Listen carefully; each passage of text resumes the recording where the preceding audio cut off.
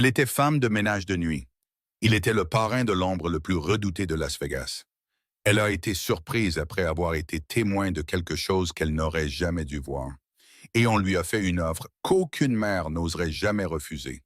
C'est l'histoire d'une femme qui est entrée dans les ténèbres pour sauver son enfant et qui a trouvé la lumière là où elle s'y attendait le moins. L'horloge murale indiquait 2 heures du matin quand Leah Sinclair poussait son chariot de nettoyage. Elle traversait le couloir VIP du Casino Meridian. Ses cheveux bruns étaient soigneusement attachés. Quelques mèches rebelles collaient à son front humide de sueur. Ses yeux ambrés portaient la lassitude de quelqu'un qui avait veillé bien trop de nuit.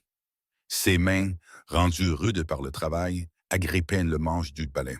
C'était comme si c'était la seule chose qui la tenait encore debout. Elle avait 27 ans, mais la vie avait déjà gravé sur ses épaules le fardeau d'une femme de 40 ans. Ce soir, le responsable de nuit l'avait affectée au nettoyage de la zone interdite. Il manquait de personnel. C'était une zone où les employés comme elle n'étaient jamais autorisés à entrer. Mais elle avait besoin d'argent. Myla devait se faire opérer et Leah n'était pas en position de refuser quoi que ce soit. Le couloir VIP était si silencieux que c'en était terrifiant. Une lumière tamisée projetait de longues ombres sur les murs de velours rouge. Chaque pas de Leah résonnait comme un battement de tambour dans le silence. Elle poussait son chariot devant chaque chambre, nettoyant rapidement. Elle essayait de finir avant l'aube. Mais quand elle a atteint le bout du couloir, elle a réalisé qu'elle s'était trompée de chemin. Devant elle se tenait une lourde porte en chêne, légèrement entr'ouverte, et de l'intérieur provenaient des voix tendues. Son instinct lui disait de s'éloigner. Mais ses pieds semblaient cloués au sol, son regard a accidentellement balayé la fente étroite. Elle a aperçu ce qui se passait à l'intérieur. 3 hommes inconnus se tenaient face à quelqu'un assis dans l'ombre. Leurs voix étaient pleines de menaces. Des mots comme partage de territoire, filière et paiement flottaient dans l'air. Leah retint son souffle. Elle savait qu'elle n'était pas censée être là. Elle savait qu'elle devait partir immédiatement. Mais avant même qu'elle puisse se retourner, la porte s'est ouverte à la volée. Une main, comme une pince d'acier, a saisi le col de sa chemise et l'a tiré dans la pièce. Leah est tombée au sol.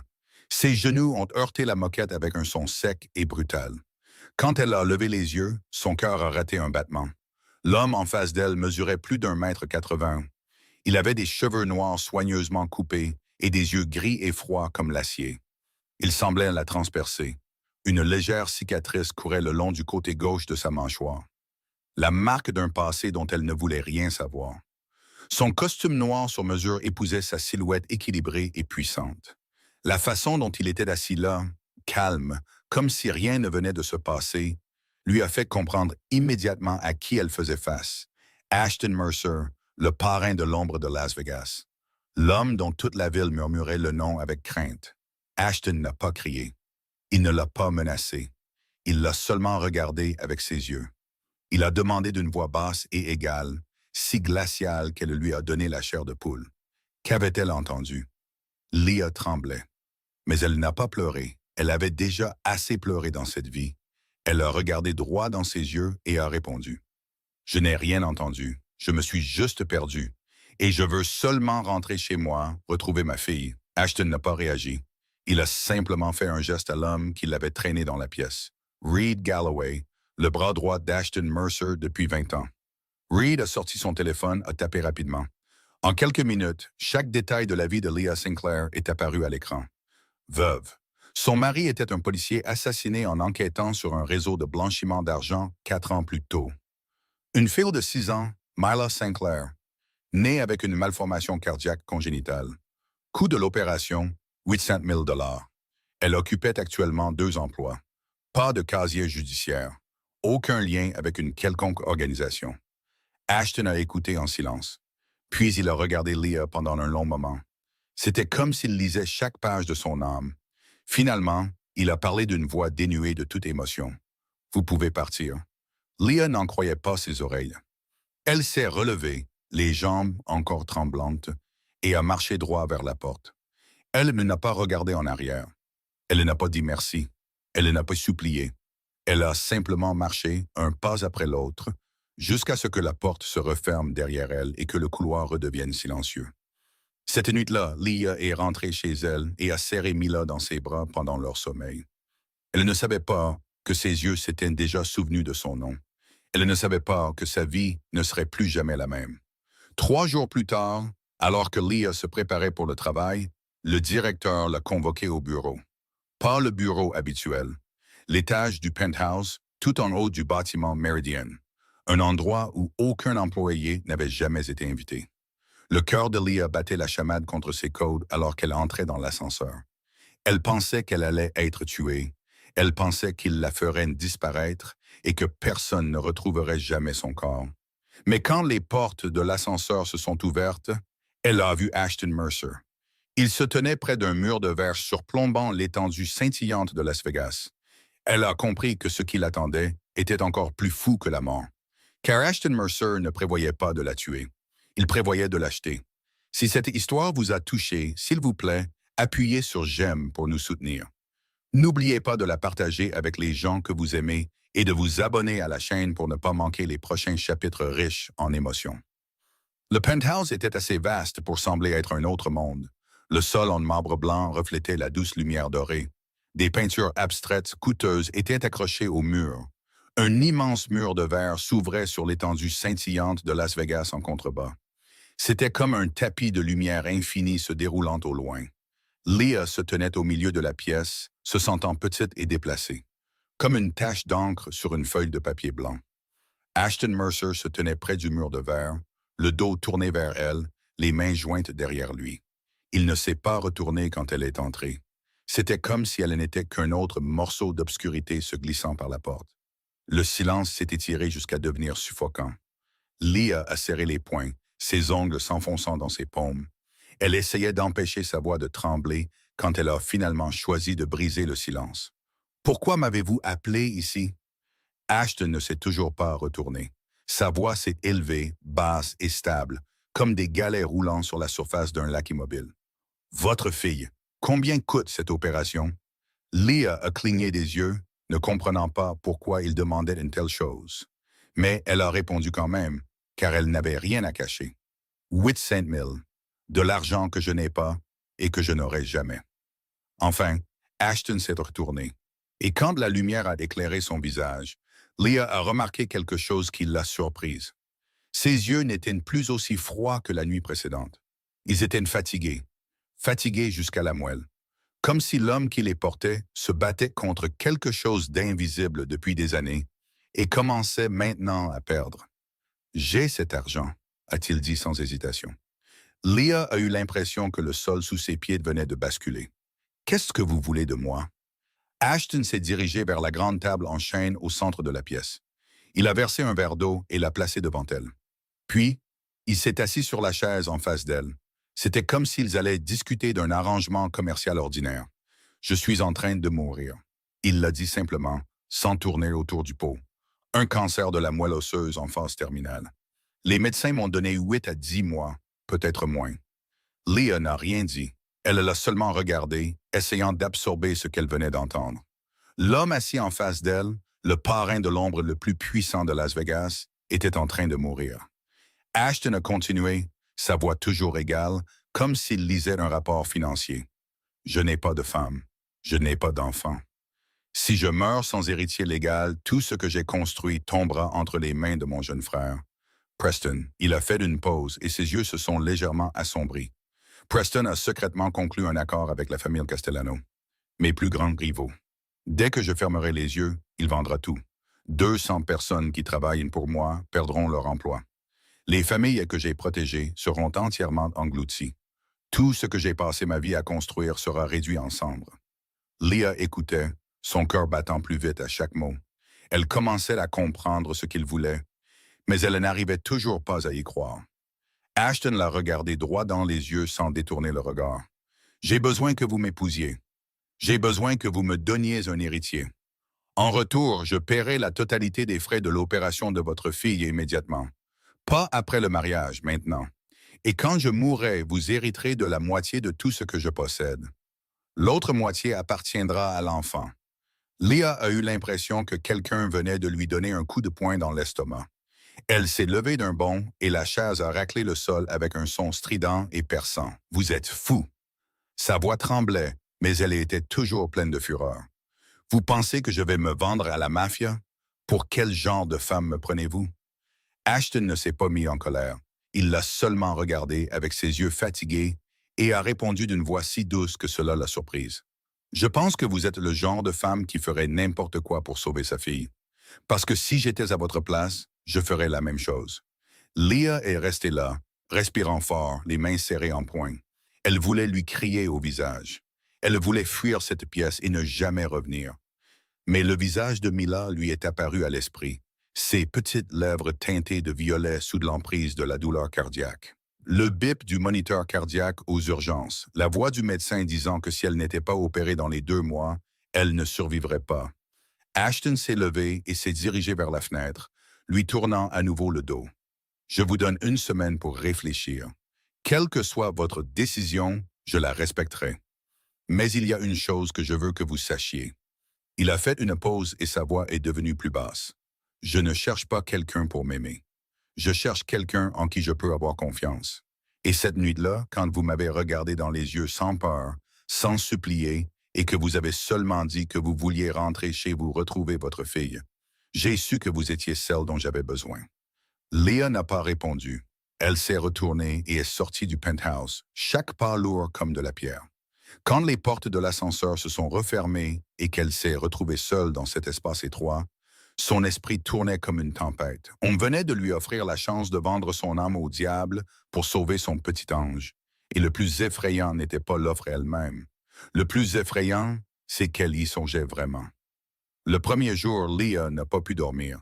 Elle était allongée sur le vieux lit de son appartement exigu, fixant un plafond taché de plaques d'humidité. Elle sentait sa colère monter dans sa poitrine comme une flamme vivante. James. Elle pensait à son mari, l'homme mort 4 ans plus tôt, en enquêtant sur un réseau de blanchiment d'argent qui menait au monde souterrain. Elle se souvenait de la nuit où la police avait frappé à sa porte. Elle se souvenait de la façon dont leurs yeux évitaient les siens quand ils lui ont dit que James était parti. Elle se souvenait comment elle s'était effondrée sur le sol et avait crié d'agonie alors qu'elle était enceinte de 3 mois de Mila. James était mort à cause de ce monde, et maintenant, elle envisageait d'entrer dans ce même monde qui l'avait tué. Elle avait l'impression de trahir l'homme qu'elle avait aimé, de trahir les 4 années qu'elle avait passées à préserver sa mémoire, de trahir chaque promesse qu'elle murmurait chaque nuit à la photo de mariage posée sur sa table de chevet. Le deuxième jour, la colère a commencé à se calmer et la raison a lentement pris le dessus. Leah était assise à la table de la cuisine avec une tasse de café froid devant elle. Elle a analysé la situation avec le genre de clarté froide que James lui avait autrefois enseigné. Ashton Mercer ne la forçait pas. Il avait fait une offre claire et lui avait donné 1 semaine pour réfléchir.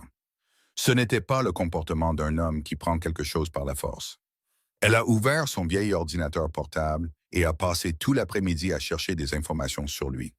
Ce qu'elle a trouvé l'a surprise. Ashton Mercer possédait les 5 plus grands casinos de Las Vegas et contrôlait un empire immobilier valant des milliards de dollars.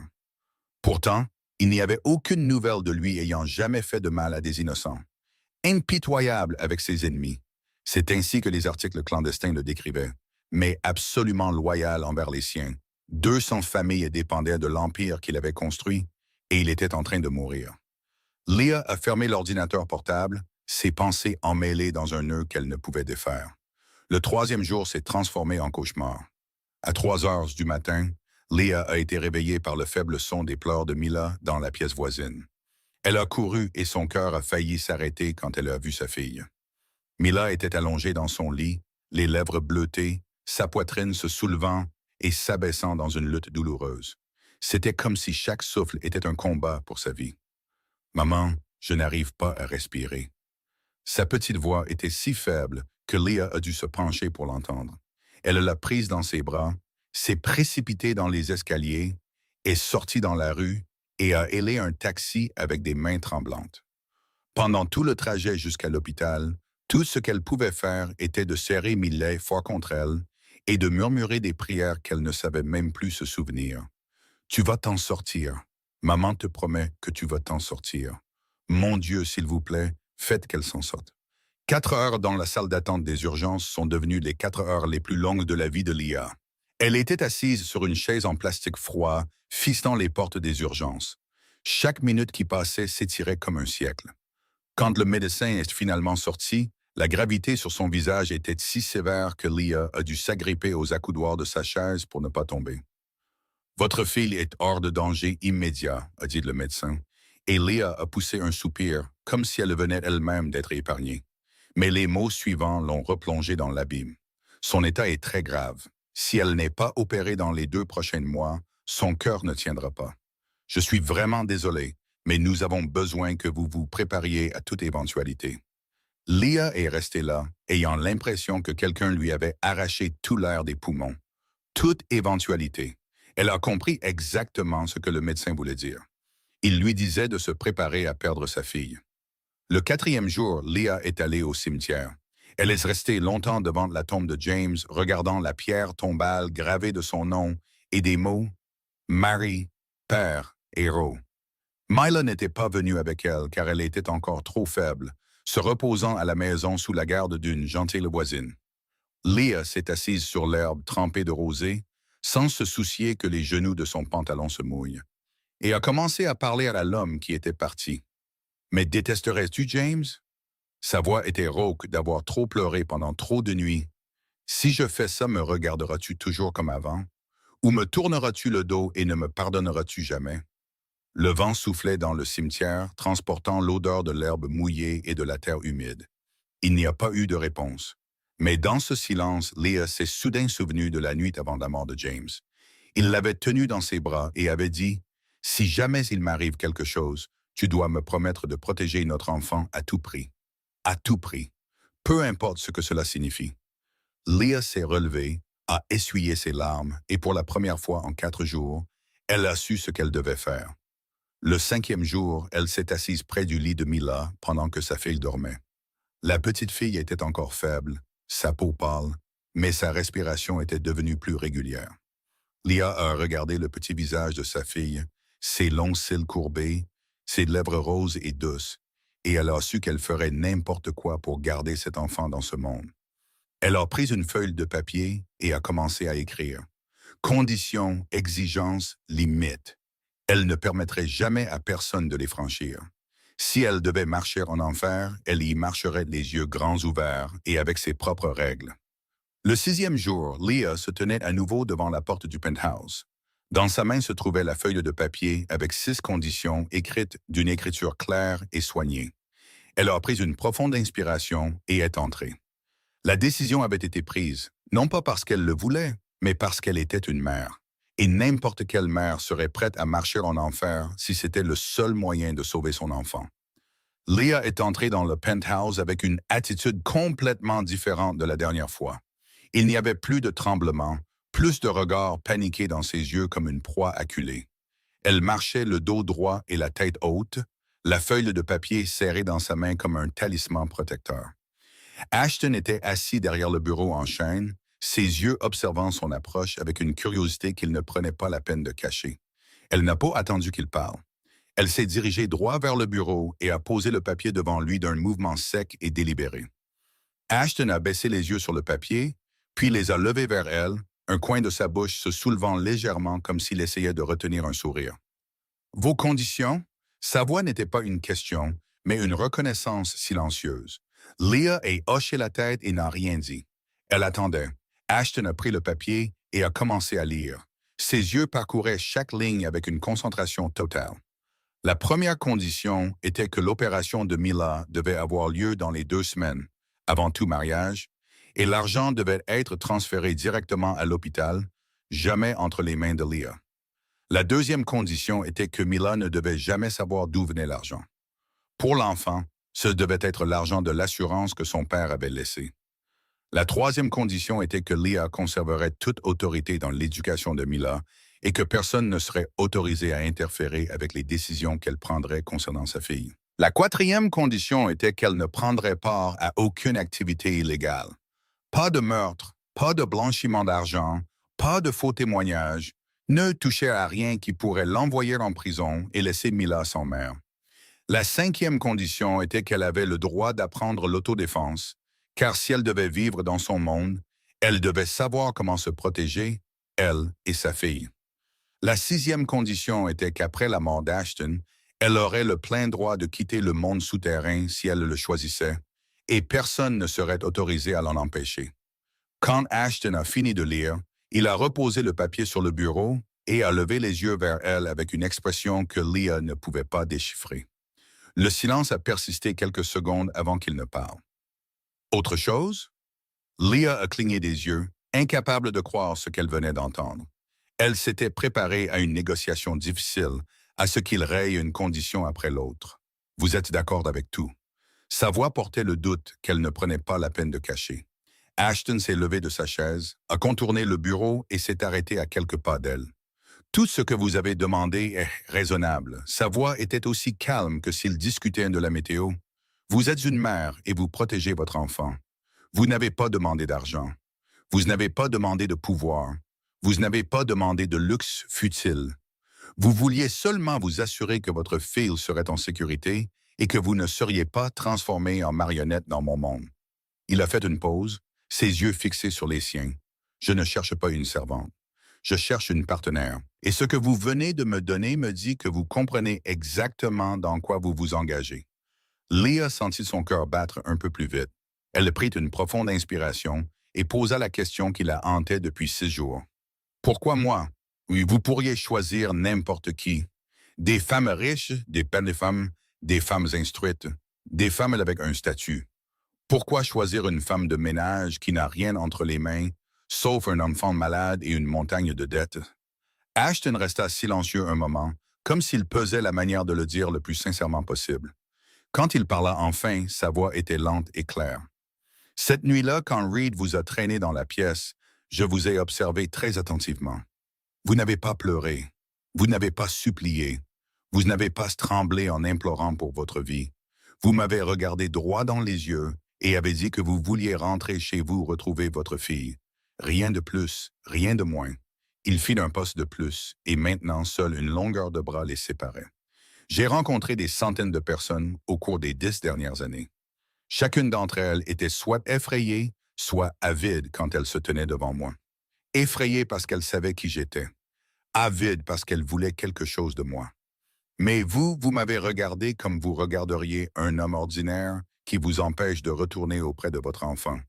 Vous êtes la seule personne en 10 ans à m'avoir regardé dans les yeux sans peur ni cupidité. Et c'est pourquoi je vous ai choisi. Leah ne savait pas quoi répondre. Elle se tenait là avec l'étrange sentiment que quelqu'un l'avait vu à travers elle. Finalement, elle parla, sa voix lente mais résolue. J'accepte cet arrangement, mais il y a quelque chose que vous devez savoir. Je ne vous aime pas et je ne vous aimerai probablement jamais. Pouvez-vous accepter cela? Ashton n'eut pas l'air blessé ou déçu.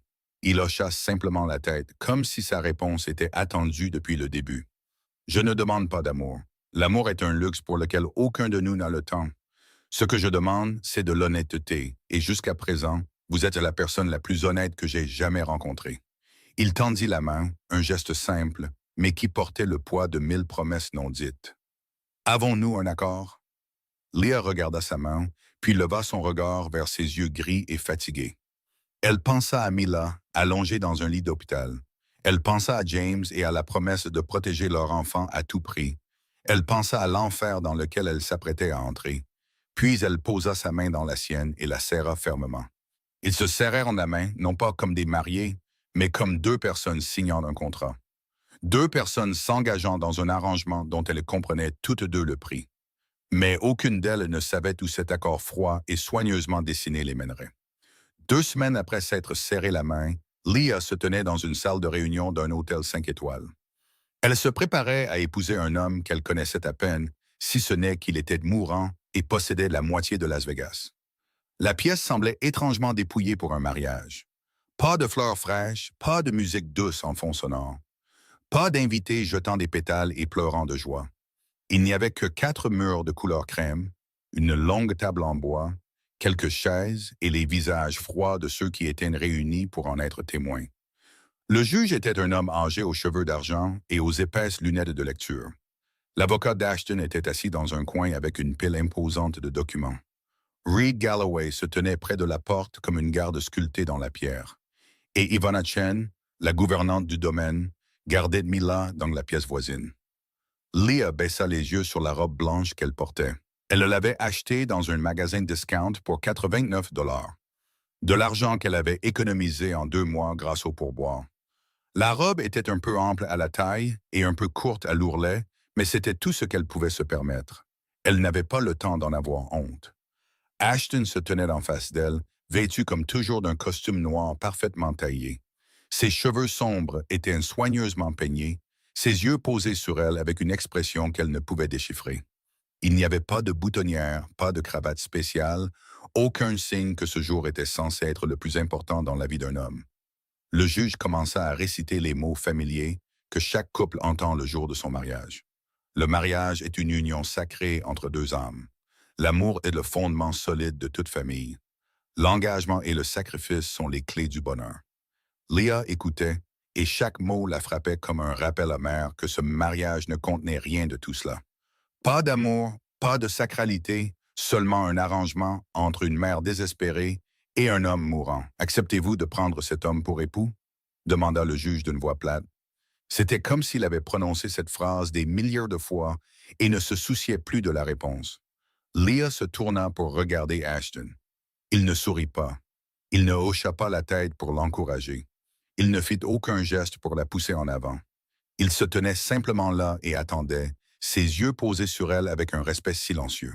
Comme si, quoi qu'elle choisisse de dire, il l'accepterait. Leah prit une profonde inspiration. Elle pensa à Mila qui attendait dans la pièce voisine.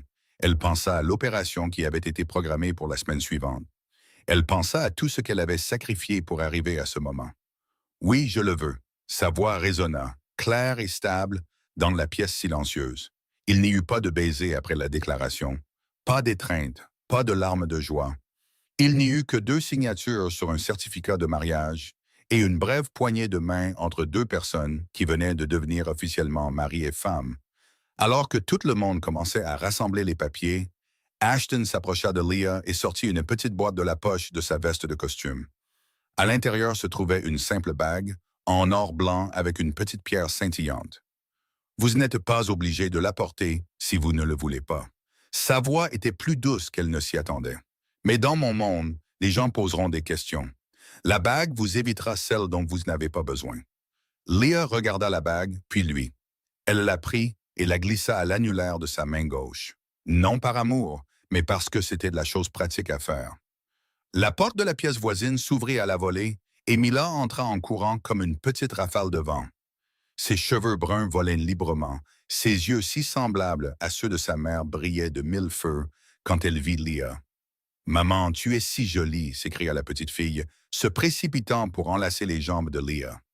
Leah se pencha et prit sa fille dans ses bras, cachant la légère lueur de larmes dans ses yeux. Puis Mila leva les yeux, son regard curieux se tournant vers Ashton, qui se tenait à proximité. « Qui es-tu » Sa petite voix claire résonna dans la pièce silencieuse. Ashton regarda l'enfant un long moment, puis s'abaissa lentement jusqu'à être à sa hauteur. « Je suis un ami de ta mère. » Sa voix était plus douce que Leah ne l'avait jamais entendue. Mila pencha la tête, réfléchit un instant, puis hocha la tête et accepta cette simple réponse, avec la confiance que seuls les enfants possèdent. En sortant de l'hôtel, sa main serrée autour de celle de Mila, la bague nouvellement placée froide contre son doigt, Leah se demanda si elle venait d'entrer en enfer ou au paradis. Ou peut-être était-elle entrée dans les deux à la fois. La limousine noire s'arrêta devant les énormes grilles en fer du domaine de Beverly Hills. Leah eut l'impression d'entrer dans un autre monde. Le manoir s'étendait devant elle comme un petit palais aux murs blancs ivoire, aux tuilés de toits rouges foncés et aux jardins luxuriants qui l'entouraient comme une peinture vivante. Son ancien appartement avec Mila n'avait que 2 petites pièces, alors que ce domaine était probablement 50 fois plus grand. Assez grand pour engloutir tout l'immeuble où elle avait vécu. Mila fut la première à sauter de la voiture, les yeux grands ouverts comme 2 billets brillantes. Elle se figea une seconde, puis se mit à courir partout, ses cris de joie résonnant comme le chant d'une alouette. « Maman, il y a une piscine! Elle est si grande, maman! Et il y a un jardin aussi, avec des fleurs de toutes les couleurs. Maman, regarde! Cette maison est si immense! » Sa petite voix claire remplissait le jardin. Leah restait là, à regarder sa fille courir et tournoyer, le cœur à la fois plus léger et douloureusement serré.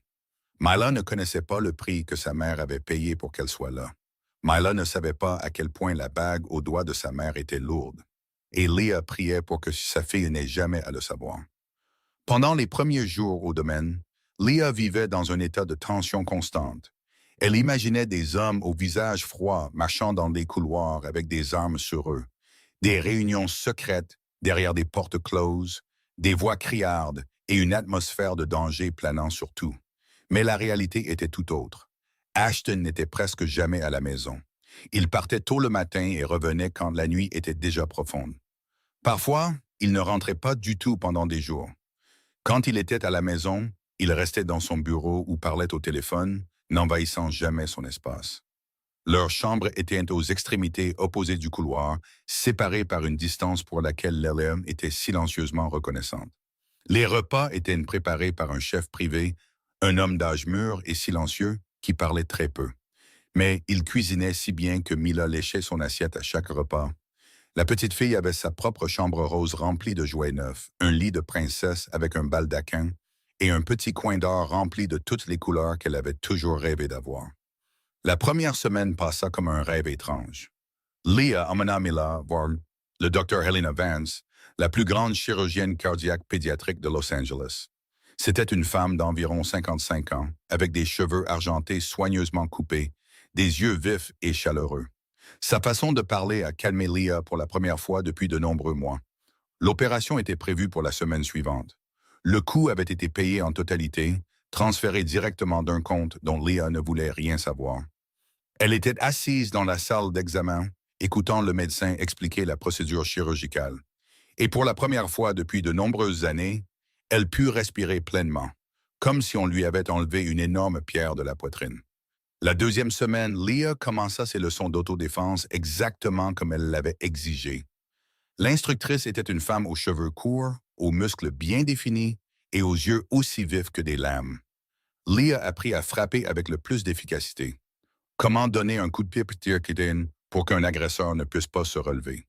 Comment reconnaître les signes de danger avant qu'ils ne se manifestent?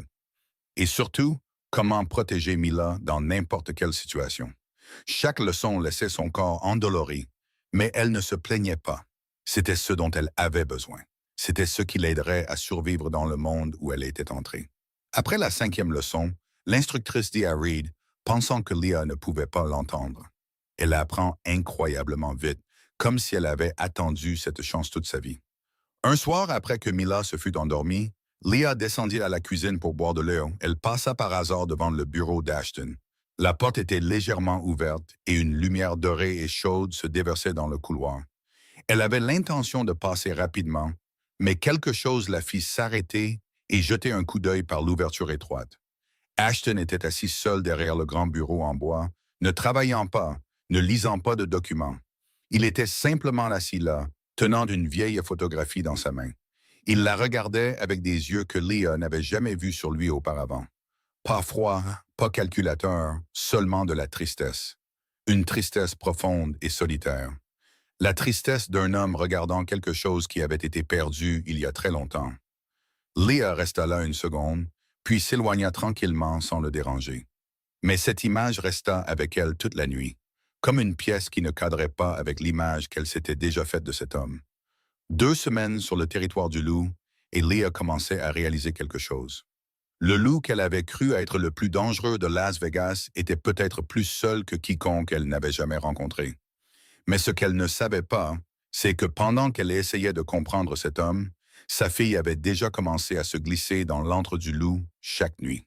Mila Sinclair avait 6 ans et était curieuse, comme tous les enfants de 6 ans dans ce monde.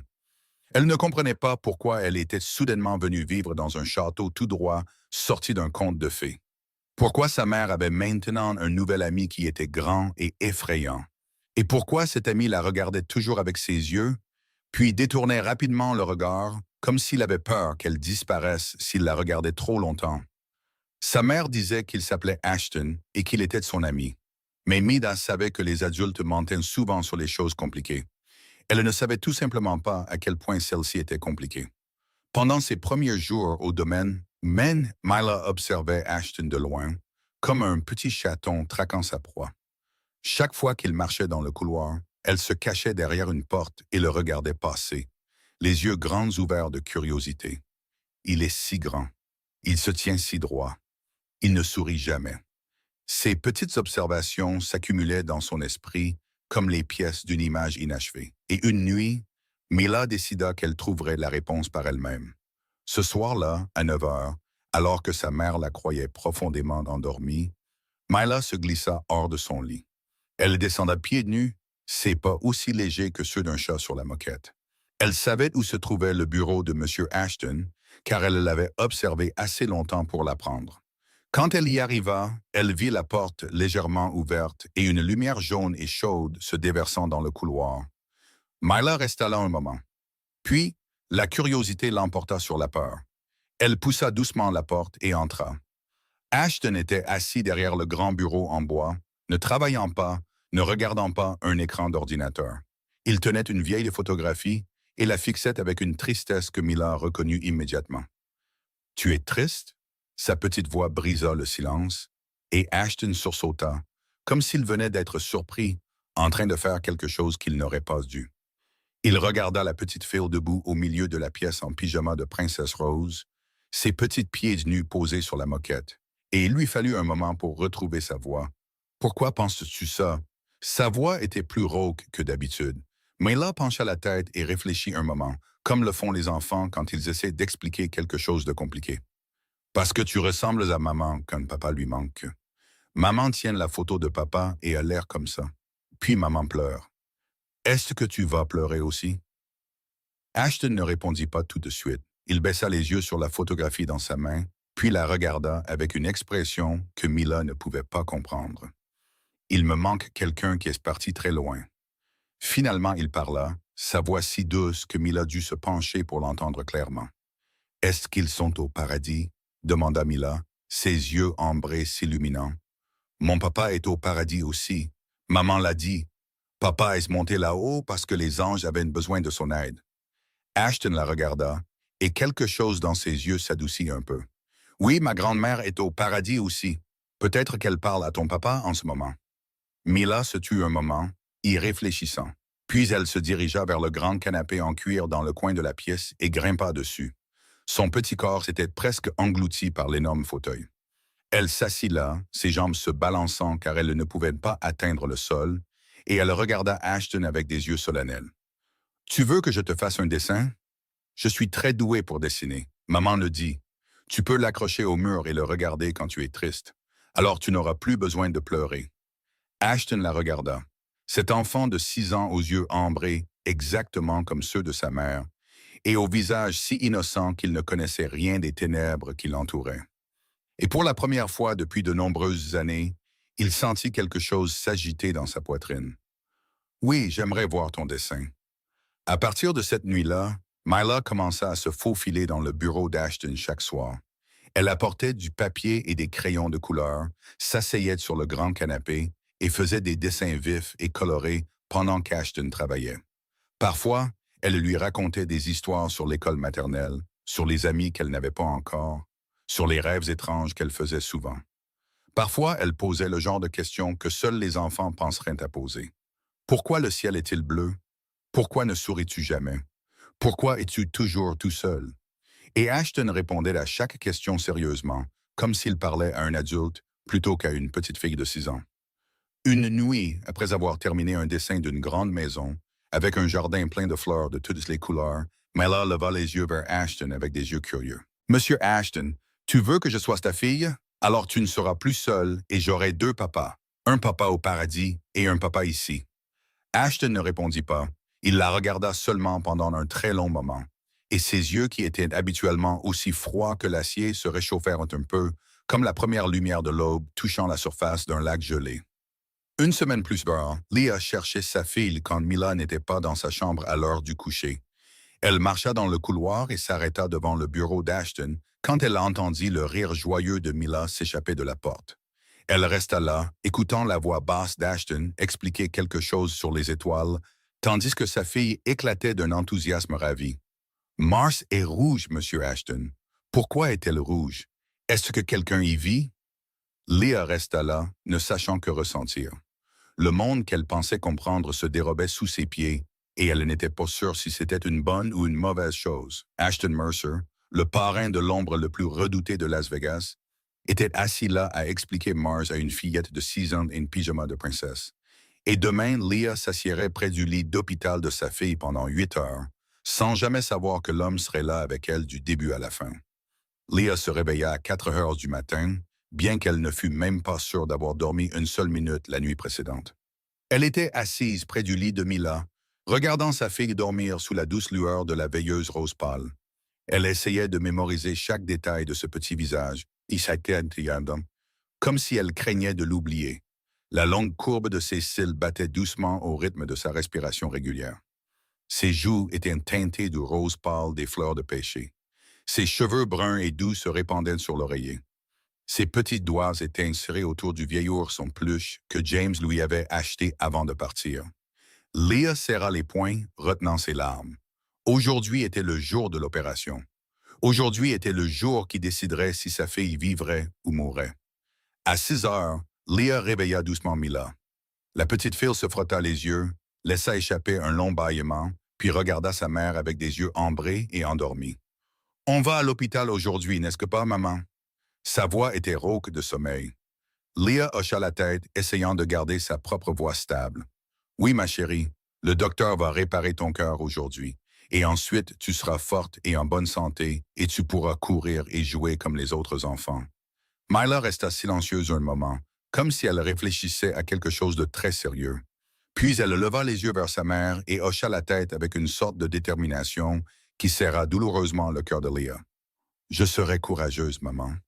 Je ne pleurerai pas. » À l'hôpital, tout se passa à une vitesse vertigineuse.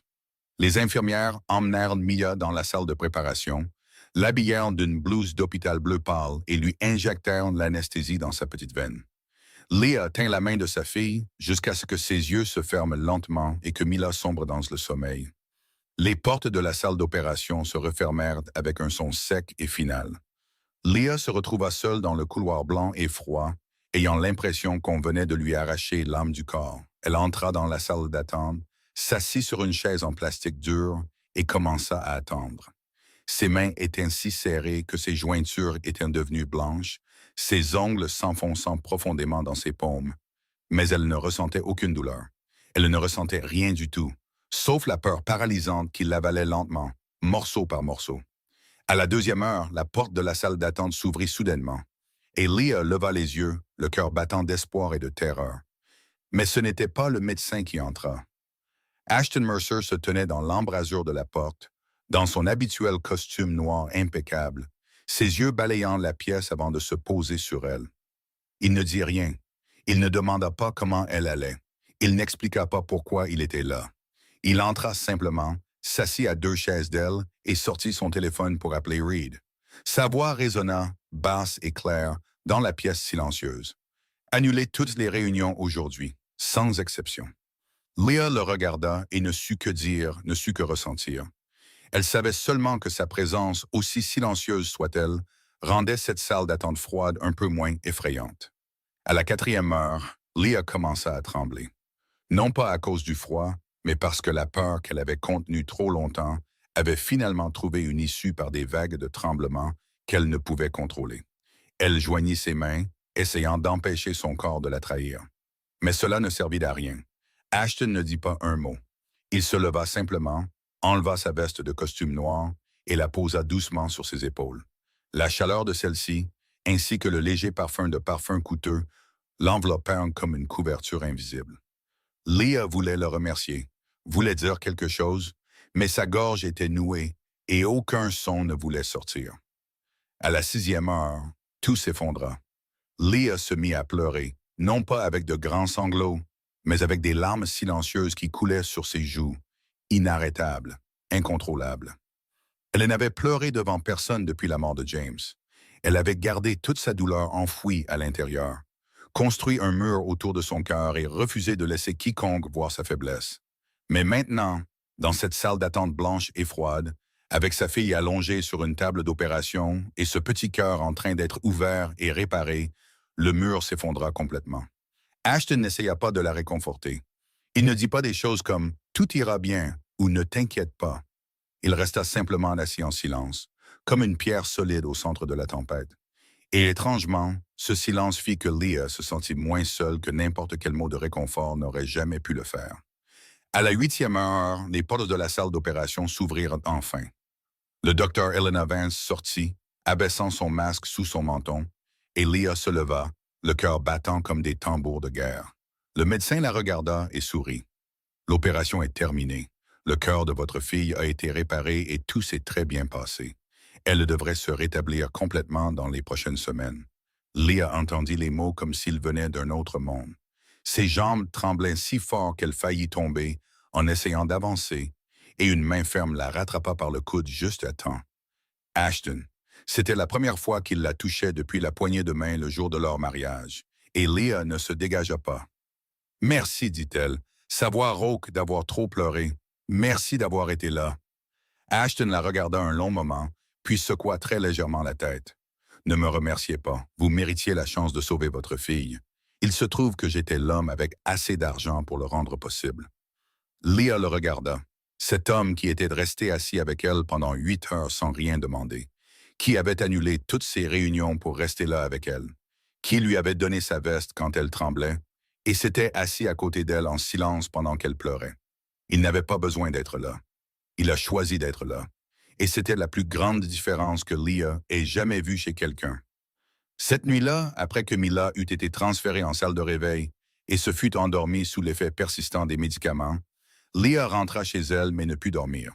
Elle était allongée dans son lit, fixant le plafond, pensant à ses 8 heures dans la salle d'attente, pensant au silence chaleureux de l'homme qui s'était assis à 2 chaises d'elle.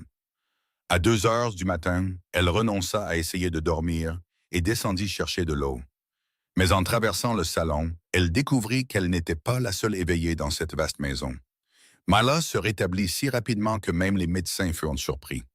2 semaines après l'opération, elle pouvait déjà s'asseoir et dessiner.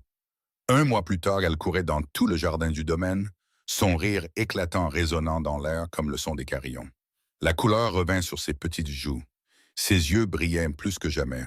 Et Leah se tenait près de la fenêtre, regardant sa fille poursuivre un papillon, sentant son cœur s'alléger plus qu'il ne l'avait été à aucun moment au cours des 6 dernières années. Mais la nuit, après que Mila se fut endormie, Leah ne pouvait toujours pas dormir. Elle était allongée dans son lit, fixant le plafond, pensant à trop de choses pour que son esprit s'arrête de tourner. Cette nuit-là, à 2 heures, elle renonça à essayer et descendit à la cuisine pour boire de l'eau. Le manoir était si silencieux que c'en était troublant, avec seulement le doux écho de ses pas sur le sol en marbre. En passant devant le salon, elle s'arrêta. Dans l'obscurité, une silhouette était assise sur le canapé, regardant le grand mur de verre où tout Las Vegas scintillait en contrebas comme un tapis de lumière. Ashton, il n'avait allumé aucune lampe. Il était simplement assis là, dans le noir, comme une statue solitaire. « Tu n'arrives pas à dormir non plus ?» demanda Leah, sa voix brisant le silence. Ashton ne se retourna pas, mais elle l'entendit pousser un léger soupir. « La nuit ne m'aime pas. » Sa voix était plus basse que d'habitude, portant une lassitude qu'elle n'avait jamais entendue de sa part. Leah resta là un moment. Puis, au lieu de retourner dans sa chambre, elle entra et s'assit sur le fauteuil en face de lui. L'obscurité les recouvrait tous les deux comme un rideau, rendant tout plus facile à dire.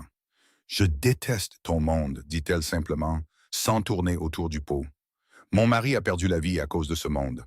À cause d'hommes comme toi, à cause de marchés conclus dans l'ombre et d'opérations clandestines qu'il a tenté de dénoncer. » Ashton se tourna pour la regarder, ses yeux sombres dans l'obscurité. « Je sais. » Sa voix ne contenait aucune défense, aucune excuse, seulement une simple reconnaissance. Leah continua, comme si ces mots avaient vécu trop longtemps en elle et avaient enfin trouvé une issue. « Mais tu es différent de ce que j'imaginais. Je pensais que tu serais un monstre. Je pensais que tu ferais semblant d'être un homme bon juste pour me tromper, mais tu n'as pas fait ça. Tu n'as jamais prétendu être quelqu'un d'autre que toi-même, et je ne sais pas quoi en penser. » Ashton resta silencieux un long moment, puis un son étrange s'éleva dans le noir. Il rit, un rire doux et rauque, comme s'il avait oublié depuis longtemps comment rire, et essayait maintenant de se souvenir. C'était la première fois que Leah le voyait rire. À partir de cette nuit-là, Ils commencèrent à se retrouver dans l'obscurité du salon, comme une habitude tacite. Parfois, il était 2 heures du matin, parfois 3, mais tous deux savaient que l'autre serait là. Ils parlaient du passé, de blessures qui n'avaient jamais guéri, de choses qu'ils n'avaient jamais dites à une autre âme. Leah lui parla de James, de l'amour qu'ils avaient partagé, de la façon dont il l'avait demandé en mariage sous la pluie parce qu'il avait été trop nerveux pour attendre d'arriver au restaurant. Elle lui parla des années à élever Mila seule, travaillant 16 heures par jour, comptant chaque pièce pour acheter des médicaments pour son enfant. Ashton lui parla de la mort de ses parents quand il n'avait que 18 ans, d'avoir porté un empire sur ses épaules dès l'âge de 22 ans, avant même d'avoir appris à vivre, de Preston et de la trahison qu'il avait vue il y a longtemps, mais qu'il n'avait pas voulu croire. Les nuits où sa douleur s'aggravait à cause de la maladie qui consumait lentement son corps, Leah descendait à la cuisine et préparait du porridge. Elle ne savait pas cuisiner beaucoup de choses, mais du porridge, elle pouvait en faire. Ashton mangeait chaque bol sans se plaindre, même si son chef privé cuisinait bien mieux qu'elle. Elle ne lui demanda pas pourquoi il le mangeait, et il ne l'expliqua pas. Certaines choses n'ont pas besoin de mots. Pendant la journée, les choses commencèrent aussi à changer. Ashton commença à enseigner à Leah les affaires. Pas le côté illégal, mais les choses qui lui appartiendraient quand il serait parti. L'immobilier, les hôtels, les investissements légitimes. Leah s'asseyait dans son bureau, écoutant et posant des questions, et Ashton se surprit de la rapidité étonnante avec laquelle elle apprenait. Elle remarquait des lacunes dans les plans que même Reed avait manqués, et elle posait des questions pointues qui le faisaient s'arrêter et réfléchir. « Où as-tu appris à être aussi doué ?» demanda-t-il un jour, incapable de cacher la note d'admiration dans sa voix. Leah le regarda et esquissa un léger sourire. « Je ne l'ai appris nulle part, j'observe. Quand on est femme de ménage, personne ne vous remarque. On entend tout. On voit tout. Les gens ont tendance à sous-estimer les personnes invisibles comme moi. » Ashton la regarda longuement, ses yeux contenant quelque chose qu'elle ne pouvait déchiffrer. « Tu n'es pas invisible. » Sa voix était basse et lente. « Tu choisis simplement de laisser les autres penser que tu l'es. Ce sont deux choses très différentes. » En retour, Leah enseigna à Ashton des choses qu'il n'avait jamais connues. Elle l'entraîna dans la cuisine et lui apprit à faire des œufs au plat. Une chose simple que cet homme de 34 ans n'avait jamais faite de sa vie. Il brûla le premier œuf, rata le deuxième et produisit finalement quelque chose de comestible au troisième essai. Mila se tenait à côté de lui, l'acclamant comme s'il venait de gagner une médaille d'or olympique. Leah l'entraîna dans le jardin pour des promenades du soir et il protesta pour des raisons de sécurité. Pourtant, à la fin, il y alla quand même. Elle le fit s'asseoir et regarder des dessins animés avec Mila, et il s'assit là, l'air confus, tandis que Mila se blottissait contre lui et expliquait chaque scène comme une petite enseignante pleine d'enthousiasme. « Monsieur Ashton, ce poisson s'appelle Nemo. Il s'est perdu loin de son papa. Alors son papa part le chercher à travers tout l'océan. » Ashton hocha la tête avec la gravité d'un homme écoutant le rapport financier le plus important de sa vie. Ils commencèrent à dîner ensemble, tous les trois, autour de la longue table de la salle à manger où Ashton avait autrefois toujours mangé seul. Mila racontait des histoires sur l'école maternelle. Leah parlait des nouveaux dessins que leur fille avait faits, et Ashton écoutait avec un léger sourire aux lèvres. Un vrai sourire, pas celui, poli, qu'il réservait à ses partenaires commerciaux. Et Leah réalisa qu'elle souriait chaque fois qu'elle le regardait, qu'elle attendait avec impatience les soirées dans son bureau, les nuits blanches dans l'obscurité du salon. Deux étrangers réunis par un arrangement froid partageaient maintenant l'obscurité et la solitude comme s'ils s'étaient connus toute leur vie. Personne ne donna de nom à ce qui grandissait entre eux, mais c'était là. Silencieux comme un souffle, chaud comme la lumière d'une bougie au milieu d'une nuit d'hiver.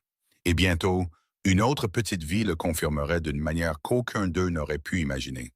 Leah sut qu'elle était enceinte avant que le test ne le confirme. Son corps avait déjà fait cela une fois avec Mila, et les signes familiers revinrent comme une vieille mélodie qu'elle ne pouvait oublier. Nausée matinale à l'odeur du café, une étrange fatigue même quand elle avait assez dormi, et cette sensation altérée à l'intérieur de son propre corps que seules les mères peuvent vraiment comprendre.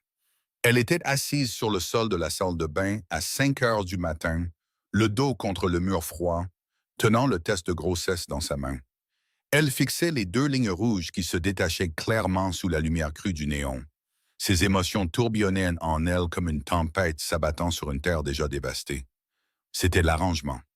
C'était la raison pour laquelle elle était là, la partie la plus importante de l'accord qu'elle avait signé. Un héritier en échange de la vie de Mila. Mais pourquoi cela semblait-il différent? Pourquoi son cœur battait-il plus vite? Non pas de peur, mais avec quelque chose qui ressemblait dangereusement à de l'espoir. Elle posa une main sur son ventre, où une petite vie commençait à peine à se former. Ce bébé était le sien, et il était aussi le sien. Le lendemain matin, Leah trouva Ashton dans son bureau.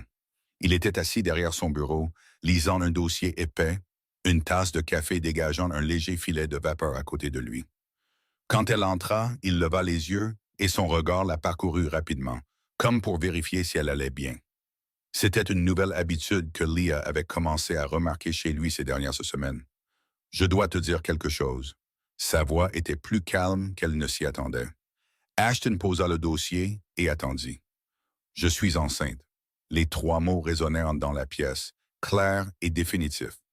Ashton resta silencieux. Il ne réagit pas immédiatement. Il ne sauta pas de joie, ni ne montra d'alarme. Il resta simplement assis là, ses yeux posés sur elle avec quelque chose qu'elle ne pouvait pas tout à fait déchiffrer. Puis il demanda, sa voix plus basse et plus douce que d'habitude. « Est-ce que tu vas bien? » Leah cligna des yeux, prise au dépourvu. Elle s'était préparée à de nombreuses questions. Qu'a dit le médecin? Le bébé est-il en bonne santé? Que devons-nous faire ensuite? Mais pas celle-ci, pas une question sur elle, sur ce qu'elle ressentait, sur sa santé. Pas sur le bébé, pas sur l'héritier, juste sur elle. Et cela fit craquer quelque chose dans l'armure qu'elle avait construite pendant tant d'années. « Je vais bien, » répondit-elle, sa voix s'étranglant légèrement. « Juste un peu malade le matin. » Ashton se leva et se dirigea vers elle, plus près qu'il ne l'avait jamais été depuis le jour où ils avaient signé leur papier de mariage. Il s'arrêta à un pas d'elle, ses yeux la regardant avec une expression qu'elle n'avait jamais vue sur lui auparavant.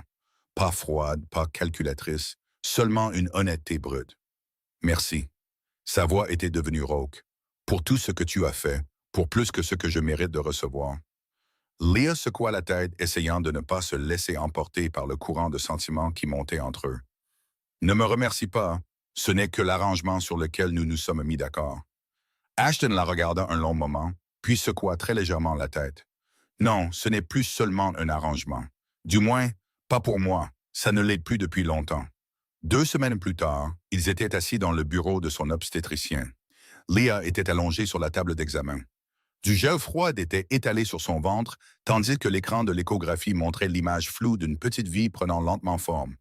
Le médecin sourit et annonça la nouvelle. « C'est un garçon, le bébé se développe magnifiquement et a l'air en très bonne santé. » Ashton était assis à côté de Leah, les yeux fixés sur l'écran comme s'il avait peur de manquer un seul détail. Le visage qui avait autrefois fait trembler toute Las Vegas de peur s'adoucissait maintenant d'une manière étrange et silencieuse, comme la neige fondant sous le premier soleil du printemps. « Un fils, » répéta-t-il, comme pour tester le mot sur sa langue. Leah le regarda, cette expression sur son visage, et sentit une étrange douleur traverser son cœur. « Es-tu heureux? » demanda-t-elle doucement. Ashton se tourna vers elle, ses yeux plus brillants que d'habitude. « Je ne me souviens pas de la dernière fois où j'ai été heureux, mais en ce moment, assis ici, le voyant sur cet écran, » il fit une pause comme s'il cherchait les mots exacts. « Peut-être que c'est ça que ça fait. » Ce soir-là, Leah annonça la nouvelle à Mila. La petite fille était assise dans sa chambre, en train de dessiner. Quand elle entendit qu'elle allait avoir un petit frère ou une petite sœur, ses yeux s'écarquillèrent de surprise. « Un petit frère ou une petite sœur, maman? » Sa voix était pleine de curiosité. « Un petit frère, ma chérie, » répondit Leah en caressant les cheveux de sa fille. Mila resta silencieuse un moment, comme si elle pesait quelque chose de très important. Puis elle leva les yeux et demanda, « Est-ce que M. Ashton est heureux, maman? » Leah sourit, se souvenant du regard sur son visage dans le bureau du médecin. « Oui, ma chérie, il est très heureux. » Mila hocha la tête comme si c'était tout ce qu'elle avait besoin de savoir. « Alors je suis heureuse aussi. Je lui apprendrai à dessiner et je lui parlerai des étoiles comme M. Ashton me le raconte. » Cette nuit-là, Leah était allongée dans l'obscurité, une main sur son ventre, où cette petite vie grandissait régulièrement. Elle fixait le plafond et réalisa quelque chose qui l'effrayait. Elle commençait à se soucier d'Ashton Mercer. Pas à cause de l'arrangement, pas à cause de l'argent ou de la sécurité, mais à cause de lui. À cause de la façon dont il avait demandé si elle allait bien avant de demander des nouvelles du bébé. À cause de la façon dont il avait regardé l'écran de l'échographie comme s'il voyait la chose la plus miraculeuse du monde. À cause de la façon dont il souriait à Mila quand il pensait que personne ne regardait. Mais quelque part là-dehors, dans l'obscurité scintillante de Las Vegas, Preston Mercer observait. Et il n'avait aucune intention de la laisser garder tout ce qu'elle avait maintenant. Preston Mercer avait 30 ans. Il était beau de la manière polie d'un fils de riche, avec des cheveux bruns soigneusement peignés, un sourire charmant et des yeux bleus qui portaient toujours un calcul froid sous leur surface courtoise. Il était le jeune frère d'Ashton, mais ils étaient comme les deux faces d'une même pièce. Tandis qu'Ashton avait bâti son empire à la sueur de son front, Preston dépensait l'argent comme s'il poussait sur les arbres. 4 millions de dollars de dettes envers des casinos rivaux pesaient sur sa tête. Et la famille Castellano, l'ennemi le plus acharné d'Ashton, lui avait fait une offre qu'il ne pouvait refuser. Trahir l'Empire après la mort d'Ashton, et en retour, ses dettes seraient effacées et une part généreuse des bénéfices lui reviendrait. Preston avait signé cet accord 6 mois plus tôt, à l'époque où il croyait que son frère mourrait sans héritier. Mais maintenant, tout avait changé. La nouvelle de la grossesse de Leah l'atteignit comme un raz de marée, brisant tous les plans qu'il avait faits. Si le bébé naissait, il perdrait son héritage. L'accord avec les Castellano s'effondrerait et 4 millions de dollars de dettes le transformeraient en un cadavre flottant dans le fleuve Colorado. Preston n'avait plus beaucoup de choix. Il n'osait pas toucher à Leah car elle était trop bien protégée, avec Reed ou au moins 2 gardes du corps toujours à proximité. Mais sa fille était différente. Mila allait à l'école, au parc, et il y avait des moments où un seul garde du corps la suivait. Une cible beaucoup plus facile. Le plan se forma dans son esprit comme un serpent venimeux se levant dans l'obscurité. Enlever l'enfant, forcer Leah à partir, briser ce mariage de l'intérieur. Pas besoin de tuer qui que ce soit, seulement créer assez de chaos pour que les Castellano puissent agir. Cet après-midi commença aussi normalement que n'importe quel autre. Leah amena Mila acheter des fournitures scolaires pour la nouvelle année. Un court trajet qu'elle avait fait des dizaines de fois auparavant. Un garde du corps conduisait la voiture. Leah était assise à l'arrière avec Mila et la petite fille bavardait sur les nouveaux stylos de couleur qu'elle voulait. « Maman, je veux les brillants métalliques pour pouvoir dessiner des étoiles pour M. Ashton. » Leah sourit et caressa les cheveux de sa fille, sans jamais savoir que ce serait peut-être la dernière fois qu'elle entendrait cette petite voix claire. Sur le chemin du retour, la voiture tourna dans une rue calme, comme d'habitude, pour éviter la circulation. Mais aujourd'hui, la rue n'était pas vide. Une camionnette noire était garée en travers de la route. Et avant que le garde du corps ne puisse réagir, 3 hommes masqués se précipitèrent des 2 côtés. Tout s'est passé en quelques secondes, mais pour Leah, cela s'est étiré comme un siècle entier. La vitre de la voiture a été brisée, le garde du corps a été traîné dehors, et la porte à côté de Mila s'est ouverte à la volée. L'instinct d'une mère et chaque leçon de l'entraînement d'autodéfense ont explosé en Leah comme un feu furieux. Elle a poussé Mila sur le plancher de la voiture de toutes ses forces et a crié d'une voix qu'elle ne reconnaissait même pas comme la sienne. « Baisse-toi, mon bébé, ne lève pas la tête. Quoi qu'il arrive, ne lève pas la tête. » Puis elle a attrapé le spray au poivre que son instructrice lui avait dit de toujours porter et l'a pulvérisé droit dans le visage du premier homme qui s'est jeté dans la voiture. Il a crié et a reculé en titubant, les 2 mains sur les yeux. Le deuxième homme l'a attaqué de l'autre côté et Leah s'est battue comme un animal sauvage défendant ses petits. Elle a donné des coups de pied, griffé, mordu, utilisant tout ce qu'elle avait appris et tout ce qu'elle ne savait pas qu'elle savait. Mais ils étaient en 3 contre 1 et elle était enceinte. Un coup par derrière fit exploser des étoiles dans son crâne et elle tomba sur le plancher de la voiture alors que tout sombrait dans l'obscurité. Quand Leah a repris connaissance, elle était allongée sur le trottoir froid, sa tête palpitait comme si elle allait se fendre. Et quand elle a essayé de s'asseoir, le monde a tourné autour d'elle. Le garde du corps gisait inconscient à quelques mètres de là, sa poitrine se soulevant et s'abaissant encore. Il était vivant. Mais quand Leah a regardé autour d'elle, quand elle a regardé dans la voiture vide, quand elle n'a vu ni cheveux bruns familiers, ni yeux ambrés nulle part, son cœur s'est arrêté. Mila, a-t-elle crié, sa voix déchirant l'air. Mila, où es-tu, Mila? Il n'y eut pas de réponse, seulement le silence terrifiant de la rue vide et le hurlement lointain des sirènes d'ambulance quelque part au loin. Leah a cherché son téléphone avec des mains qui tremblaient si violemment qu'il lui a fallu 3 essais pour déverrouiller l'écran. Elle a appelé Reed, et quand elle a entendu sa voix à l'autre bout, sa propre voix s'est brisée comme du verre tombant sur le sol. Ils ont pris Myla. Ils ont pris ma fille. S'il te plaît, trouve-la. S'il te plaît. Reed n'a pas posé d'autres questions. Il a raccroché et a couru directement dans la salle de réunion où Ashton était assis avec 3 partenaires commerciaux.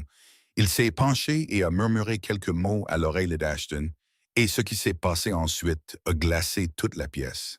Le visage d'Ashton Mercer, l'homme que personne n'avait jamais vu perdre son sang-froid, est soudainement devenu plus froid que n'importe quel hiver. Ses yeux sont devenus des éclats de glace. Il s'est levé au milieu de la phrase de son partenaire, sans excuse, sans explication, et est sorti de la pièce comme si le monde entier venait de s'arrêter de tourner. En 2 heures, tout le réseau d'Ashton Mercer avait été activé. Chaque œil, chaque oreille, chaque informateur de la ville a reçu le même message. Trouver une fillette de 6 ans, cheveux bruns, yeux ambrés. 1 million de dollars pour toute information menant à elle. Et les ravisseurs souhaiteraient ne jamais être nés. Leah était assise dans le salon du domaine, ses mains tremblant toujours sans contrôle, ses yeux rouges mais vides de larmes. Quand Ashton est entré, elle a levé les yeux vers lui, des yeux remplis de désespoir et d'espoir, entremêlés. Il s'est assis en face d'elle, ses yeux tenant les siens avec une résolution qu'elle n'avait jamais vue chez personne auparavant. « Je la trouverai, je vous le promets. » Leah le regarda, sa voix tremblante. « Comment pouvez-vous en être si sûr? » Ashton ne sia pas. « Parce que je retournerai cette ville s'il le faut. Je brûlerai tout jusqu'aux fondations si c'est le prix à payer pour la ramener à la maison. » Et quand Leah a regardé dans ses yeux, elle a su qu'il ne plaisantait pas. Quelque part dans la ville, à l'intérieur d'un vieil entrepôt à la périphérie de Las Vegas, Mila Sinclair était assise seule dans le noir. Elle ne pleurait pas parce qu'elle avait promis à sa mère qu'elle serait courageuse. Elle ne savait pas que sa mère la cherchait. Elle ne savait pas qu'un homme était prêt à affronter la mort elle-même pour la ramener à la maison. 4 heures s'étirèrent, tendues comme un fil sur le point de se rompre. Et enfin, Reed entra dans le bureau d'Ashton avec l'information qu'ils attendaient tous les deux. « Nous avons identifié qui est derrière tout ça. » La voix de Reed était baissée de grave. « C'est Preston. Il a utilisé des voyous bon marché de l'est de la ville.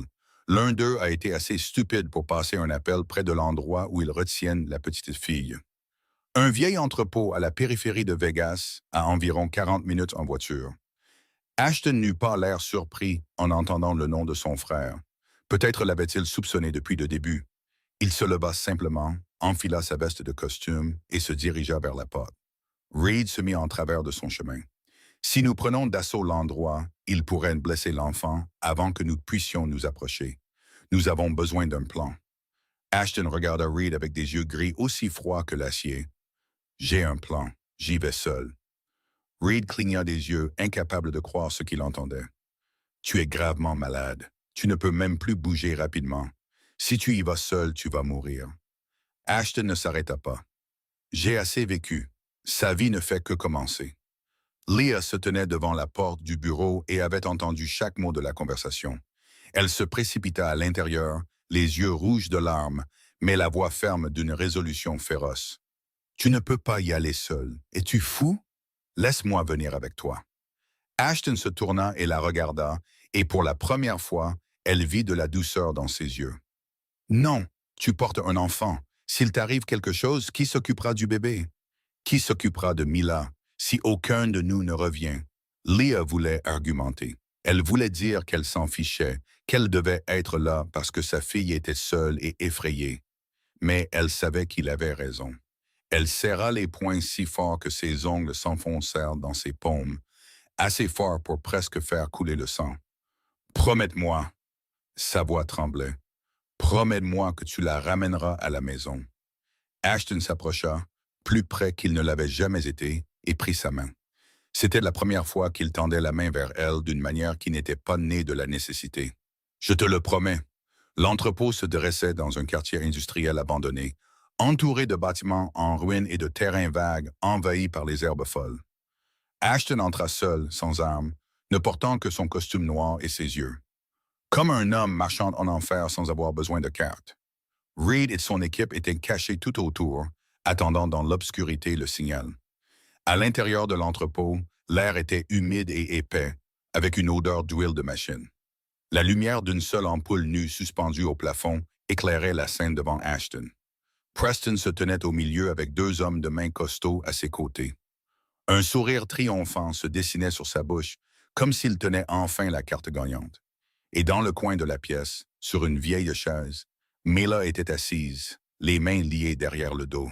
Ses yeux étaient remplis de larmes, mais aucune n'était tombée car elle avait promis à sa mère d'être courageuse.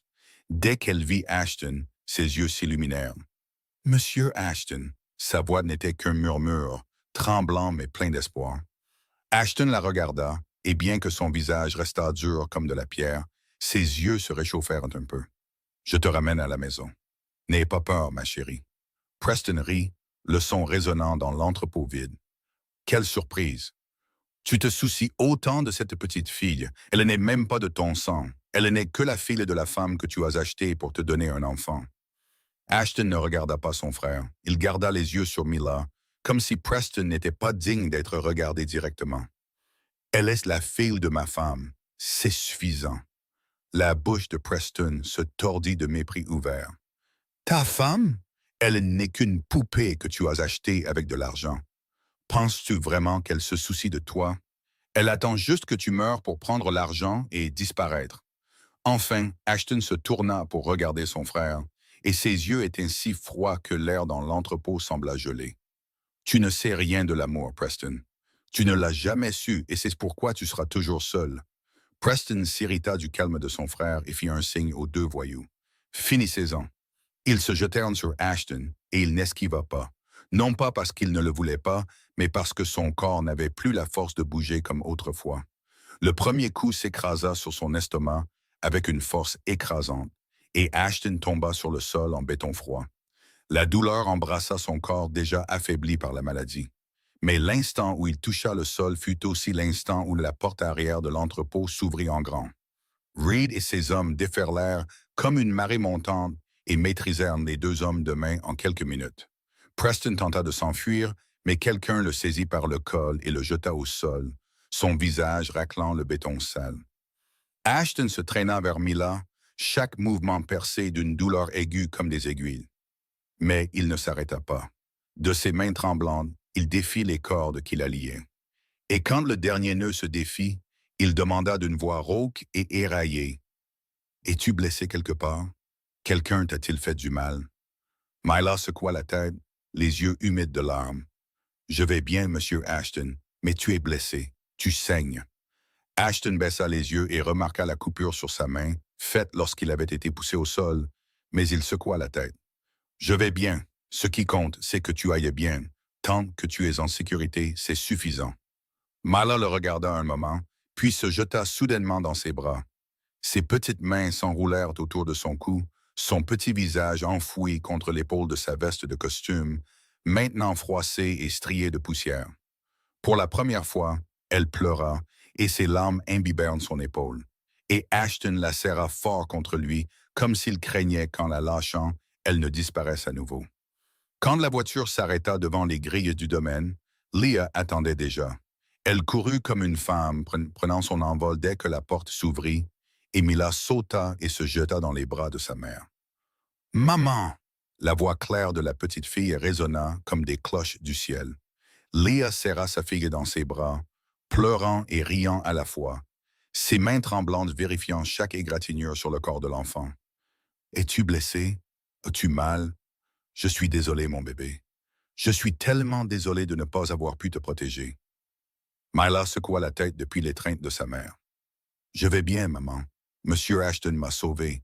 Il a dit qu'il me ramènerait à la maison, et il l'a fait. Leah leva la tête et vit Reed aider Ashton à sortir de la voiture. Son visage était pâle comme du papier blanc, et chaque pas semblait être un acte de pure volonté. Elle se dirigea vers lui et prit sa main sans même y penser. Merci, merci de l'avoir ramené. Ashton la regarda, les yeux épuisés, mais chaleureux. Je t'avais fait une promesse. Cette nuit-là, alors qu'Ashton était allongé dans la salle médicale privée du domaine avec son médecin à ses côtés, Leah s'assit près de son lit et lui tint la main. Mila dormait dans la pièce voisine, son vieil ours en peluche serré dans ses bras. Et Leah sut, en regardant sa propre main enroulée autour de la sienne, froide, qu'elle avait franchi une ligne qu'elle n'aurait jamais cru franchir. Le médecin privé d'Ashton appela Leah dans le couloir le lendemain matin. Son visage était si grave qu'elle sut que la nouvelle ne serait pas bonne avant même qu'il n'ouvre la bouche. Les coups à l'abdomen ont causé de graves dommages à des organes déjà affaiblis par la maladie. La voix du médecin était basse et mesurée, comme s'il essayait d'adoucir le choc. Son foie et ses reins défaillent plus vite que prévu.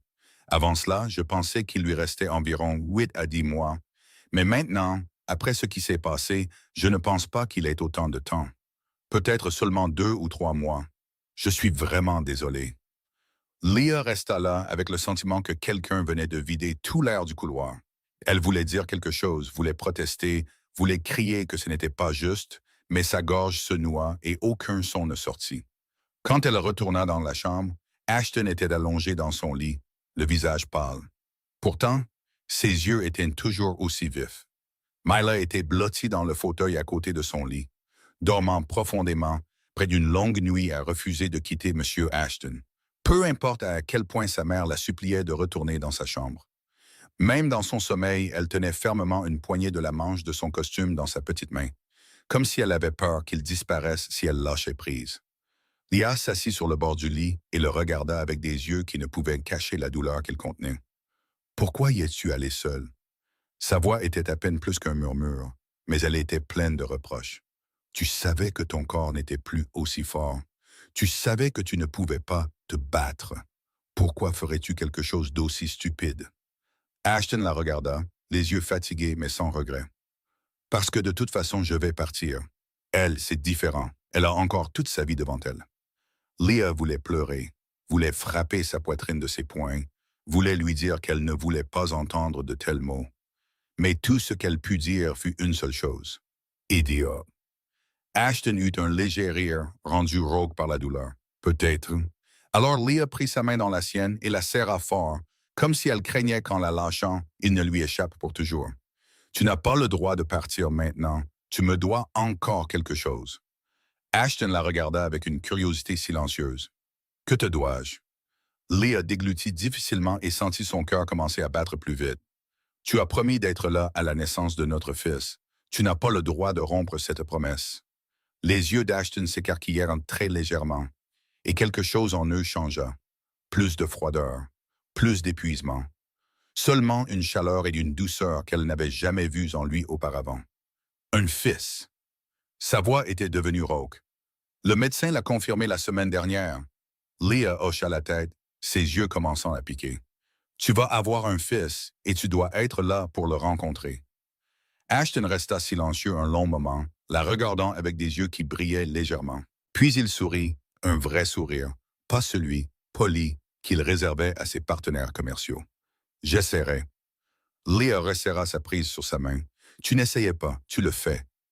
Mila choisit ce moment pour se réveiller, se frottant les yeux avec de petits mouvements endormis.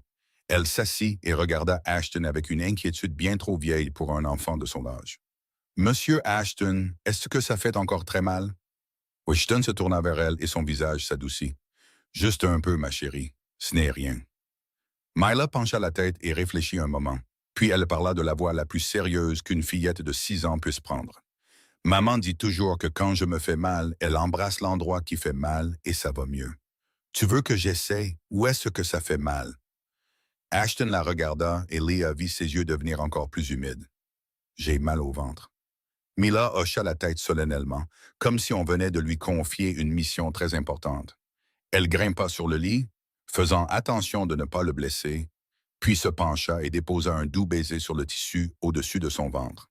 « Voilà, c'est fait, Monsieur Ashton. Maintenant, ça fera moins de mal.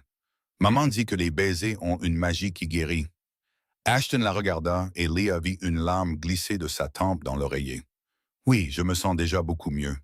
Tu es très doué pour ça. Ce soir-là, après qu'Ivona eut ramené Mila au lit parce que la petite fille avait finalement cédé au sommeil, Leah resta encore près du lit d'Ashton. La pièce était silencieuse, remplie seulement du son régulier du moniteur cardiaque et du rythme doux de sa respiration. Elle pensait qu'il s'était endormi, mais il bougea. Sa main se leva lentement, tremblante, et effleura légèrement sa joue. Léa ne se retira pas. Elle resta simplement assise là, sentant la chaleur de cette main rugueuse contre sa peau. Ashton ne dit rien. Il la regarda seulement dans l'obscurité, ses yeux reflétant les lumières de la ville au-delà de la fenêtre. Et Léa comprit. Elle comprit tout ce qu'il ne disait pas à voix haute. Les excuses, la gratitude, et peut-être même l'amour qu'ils n'osaient pas exprimer. Ce qu'ils avaient, bien que cela ait commencé comme un arrangement froid, était maintenant devenu réel. Réel comme le battement de cœur sous sa main, réel comme la petite vie qui grandissait dans elle, réel comme la peur de perdre ce qu'elle venait à peine de trouver. Et il ne leur restait que quelques mois à vivre à l'intérieur de cela. Les derniers mois de la grossesse de Leah se sont déroulés à un rythme étrange qu'elle n'aurait jamais imaginé appartenir un jour à sa vie. Son ventre s'alourdissait de semaine en semaine, chaque pas plus lent et plus lourd. Pourtant, elle ne se sentait plus seule dans ce voyage. Ashton s'affaiblissait avec le temps, contraint d'utiliser un fauteuil roulant, car ses jambes n'avaient plus la force de supporter un corps qui dépérissait. Mais chaque jour, sans faute, il s'asseyait à côté d'elle dans le grand salon, lisant à Mila, parlant avec Leah de l'avenir de l'entreprise, des plans qu'il voulait qu'elle poursuive après son départ. Ils prenaient le petit déjeuner ensemble, dînaient ensemble, regardaient des dessins animés avec Mila le week-end. Ils vivaient comme une vraie famille, quelque chose qu'aucun d'eux n'avait osé rêver, en signant ce froid contrat de mariage tous ces mois auparavant. Cette nuit-là, la douleur a commencé à 2 heures du matin. Leah s'est réveillée avec la sensation que quelqu'un lui serrait le ventre avec une force impitoyable, et elle a su que c'était le moment. Elle a appelé le médecin, appelé Reed, et en 15 minutes, tout le domaine était en effervescence comme une ruche dérangée. Quand l'ambulance est arrivée, Ashton était déjà prêt dans son fauteuil roulant, vêtu d'un costume comme toujours, les yeux remplis de détermination. Reed s'est avancé, la voix basse d'inquiétude. Tu devrais rester à la maison et te reposer. Dans ton état, tu ne peux pas faire ça. Ashton a secoué la tête, sa voix n'admettant aucune discussion. J'ai promis que je serais là à la naissance de mon fils. Je n'ai aucune intention de rompre cette promesse. Et c'était la première fois que Leah l'entendait appeler le bébé mon fils, pas l'héritier ou l'enfant de notre arrangement. Dans la salle d'accouchement, le temps s'est brouillé entre des vagues de douleur qui semblaient déchirer son corps. Leah était allongée sur le lit, trempée de sueur, ses mains agrippant les barrières si fort que ses jointures sont devenues blanches. Et Ashton était assis là, dans le fauteuil roulant près de son lit, sa main serrée autour de la sienne à chaque contraction. Il n'offrait pas de mots vides comme « tu te débrouilles très bien » ou « c'est presque fini ». Il était simplement là, silencieux mais présent, ses yeux ne la quittant pas une seule seconde. Chaque fois qu'elle criait de douleur, il resserrait sa prise sur sa main, comme s'il voulait porter une partie de ce qu'elle endurait. 6 heures passèrent, 6 heures de douleur et d'attente. Et puis enfin, le cri du bébé s'éleva dans la pièce comme la musique la plus miraculeuse que Leah ait jamais entendue. C'est un garçon, annonça le médecin, le visage radieux, en très bonne santé. Le bébé fut nettoyé, enveloppé dans une douce couverture blanche et placé dans les bras d'Ashton. À ce moment-là, le temps sembla s'arrêter. Ashton baissa les yeux sur le petit visage rougi qui dormait contre lui, et Leah vit quelque chose qu'elle n'aurait jamais pensé voir. Des larmes coulant sur le visage qui avait autrefois fait trembler tout Las Vegas, tombant de ses yeux qui étaient maintenant plus doux qu'elle ne les avait jamais vus. « Il a tes yeux », murmura Ashton, la voix rauque d'émotion. Leah sourit, épuisée, mais si pleine de bonheur que ça en faisait presque mal. « Et il a ton nez, espérons qu'il ait aussi l'entêtement de nous deux. » Ashton leva les yeux vers elle, et elle réalisa que c'était la première fois qu'elle l'appelait « toi » de cette manière, au lieu d'avec distance et formalité. Quand on leur a demandé le nom du bébé, Ashton est resté silencieux un moment, regardant la petite vie dans ses bras. Carter, dit-il enfin, sa voix portant une trace de souvenir. C'était le nom de mon grand-père. Il était la seule personne dans cette famille qui m'ait jamais aimé sans rien demander en retour. Je veux que mon fils porte son nom. Leah hocha la tête et posa sa main sur la sienne alors qu'il tenait le bébé. Carter Mercer, un beau nom. Myla fut amenée dans la chambre une heure plus tard, les yeux grands ouverts de curiosité et d'excitation. Elle courut au chevet de sa mère, regarda la petite vie qui dormait dans le berceau voisin et s'exclama. « Il est si petit, maman. Plus petit que mon ours en peluche. » Leah rit et caressa les cheveux de sa fille. « Tu devras lui apprendre beaucoup plus, il ne sait encore rien. » Myla hocha la tête avec un sérieux solennel, comme si on venait de lui confier la mission la plus importante de sa vie. Je lui apprendrai à dessiner. Puis je lui parlerai des étoiles. Puis je le protégerai des méchants enfants à l'école. Je le promets. Puis elle se tourna vers Ashton, ses yeux si innocents et sincères que toute la pièce sembla retenir son souffle. « Papa Ashton, es-tu heureux? » La pièce devint silencieuse. Leah retint son souffle. Myla venait d'appeler Ashton papa, pour la première fois, aussi naturellement que si elle l'avait appelé ainsi toute sa vie. Ashton regarda la petite fille, et ses yeux se remplirent à nouveau de larmes ce jour-là. « Oui, ma chérie. » Sa voix était épaisse et rauque. « Papa est heureux, plus heureux que je ne l'ai jamais été de toute ma vie. » Myla rayonna, puis grimpa sur le lit et se blottit soigneusement à côté de sa mère et de son frère nouveau-né, comme un petit chaton qui avait trouvé un endroit chaud où appartenir. Elle leva le visage vers sa mère, les yeux brillants. « Alors, on est une vraie famille maintenant, n'est-ce pas, maman? Plus une famille pour de faux. Une vraie pour de vrai. » Leah regarda Ashton. Mila. Carter dormant paisiblement dans le berceau. Elle regarda la chambre d'hôpital blanche et propre, la lumière du matin se glissant par la fenêtre, et elle sentit quelque chose de chaud se répandre à l'endroit de sa poitrine qu'elle avait cru rester froid pour toujours après le départ de James. « Oui, ma chérie, » sa voix s'étrangla. « Nous sommes vraiment une famille maintenant. » Cette nuit-là, dans la chambre d'hôpital silencieuse, ils se reposaient tous les quatre côte à côte. Carter dormait dans le berceau. Mila était blottie sur le lit à côté de sa mère. Ashton était assis dans son fauteuil roulant près du lit, sa main tenant celle de Leah. Deux adultes qui s'étaient trouvés dans des circonstances que personne n'aurait pu croire. Deux enfants qui porteraient cette histoire pour le reste de leur vie. C'était un bonheur qu'aucun d'eux n'avait jamais cru mériter. Et le sablier continuait de se vider, grain par grain, sans pitié. 3 mois après la naissance de Carter, Ashton Mercer était toujours en vie. Les médecins ne pouvaient pas expliquer comment un corps déjà si ravagé pouvait continuer à se battre si longtemps. Mais Leah savait qu'il avait des raisons de vivre. Il avait 3 raisons qui l'attendaient dans ce manoir chaque jour.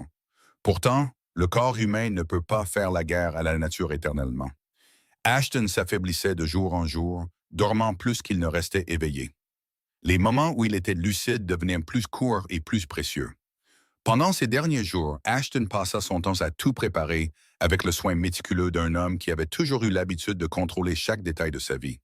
Il écrivit des lettres, 21 lettres pour Carter, une pour chaque anniversaire jusqu'à ce que le garçon atteigne l'âge adulte. Elles contenaient des conseils, des histoires sur la famille, des leçons qu'il voulait que son fils sache, mais qu'il n'aurait jamais la chance d'enseigner de sa propre voix. Il écrivit une lettre pour Mila, sur son courage, sur sa fierté d'avoir été son père, même pour si peu de temps, sur la façon dont elle lui avait appris à aimer sans rien demander en retour. Et il écrivit une lettre pour Leah, la plus longue et la plus importante de toutes. Une lettre qu'il lui dit de n'ouvrir que lorsqu'elle se sentirait prête. Il rencontra l'avocat, Clement Voss, de nombreuses fois, s'assurant que chaque document était parfaitement rempli, ne laissant aucune faille pour que des personnes mal intentionnées puissent s'y engouffrer. Le patrimoine était divisé à parts égales. La tutelle était établie avec une clarté absolue, et tout était protégé par les dispositions légales les plus solides possibles. Il rencontra Reed dans le bureau, la pièce où il s'était assis des milliers de fois auparavant, mais où il devait maintenant entrer en fauteuil roulant. « Protège-les. » Sa voix était frêle, mais sa résolution ne l'était pas. À tout prix, quoi qu'il arrive, Reed, l'homme qui s'était tenu à ses côtés pendant 20 ans, hocha la tête, les yeux humides. « Je te le promets. » Pendant ces dernières nuits, Leah s'asseyait à son chevet chaque soir.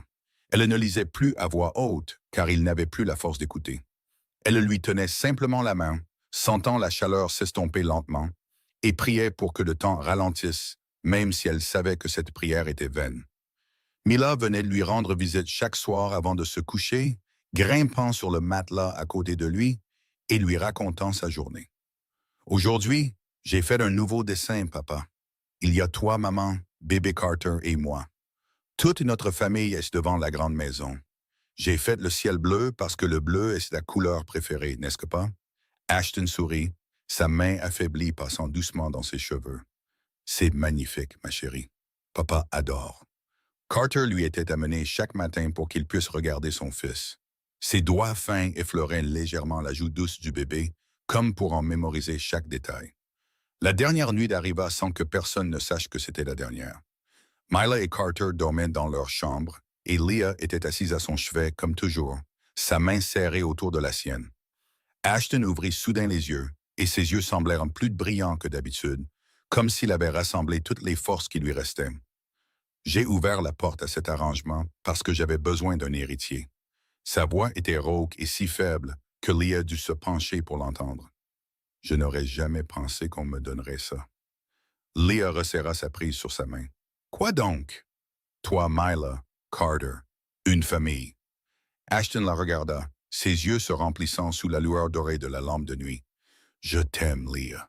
Je sais que c'est arrivé tard. Il ne reste plus assez de temps pour le prouver, mais j'ai besoin que tu le saches. Je sais. La voix de Leah se noua dans sa gorge. Je le sais depuis longtemps. Ashton la regarda, et il y avait une question dans ses yeux qu'il n'osait pas poser à voix haute. Et toi, ressens-tu quelque chose pour moi? Leah resta silencieuse un long moment, les pensées et les sentiments tourbillonnant en elle comme une tempête. Puis elle se pencha et déposa un doux baiser sur son front, ses lèvres touchant une peau déjà fraîche. Je ne sais pas quand ça a commencé, murmura-t-elle, la voix tremblante. Peut-être que c'était la nuit où tu es resté avec moi pendant 8 heures à l'hôpital pendant que Mila était en chirurgie. Peut-être que c'était quand tu es allé seul dans cet entrepôt pour la sauver des ravisseurs. Peut-être que c'était toutes ces nuits où aucun de nous ne pouvait dormir et où nous parlions dans le noir. Je ne sais pas exactement quand, mais je t'aime. Tu vas me manquer tellement pendant si longtemps. Ashton sourit alors, le sourire le plus paisible que Leah ait jamais vu sur ce visage qui avait semblé autrefois taillé dans les épines et la pierre. C'est suffisant, c'est plus que suffisant, plus que ce que j'ai jamais mérité. Le lendemain matin, la première lueur de l'aube se glissa à travers les rideaux, peignant de douces traînées d'or et d'orange sur les murs de la chambre. Leah tenait toujours sa main, sa tête reposant contre le bord du lit, car à un moment de la nuit, elle s'était endormie sans le vouloir. Elle se réveilla en sentant que quelque chose n'allait pas. Sa main dans la sienne, froide, plus froide que d'habitude. Si froide que son cœur sembla s'arrêter. Elle leva la tête et regarda son visage, paisible, comme s'il ne faisait que dormir. Mais sa poitrine ne se soulevait plus au rythme de la respiration. « Ashton », appela-t-elle, la voix tremblante. « Ashton, mon amour. » Il n'y eut pas de réponse, seulement le silence, et la lumière de l'aube remplissant lentement la pièce comme un doux adieu. Leah resta assise là, tenant cette main maintenant sans vie, et pleura.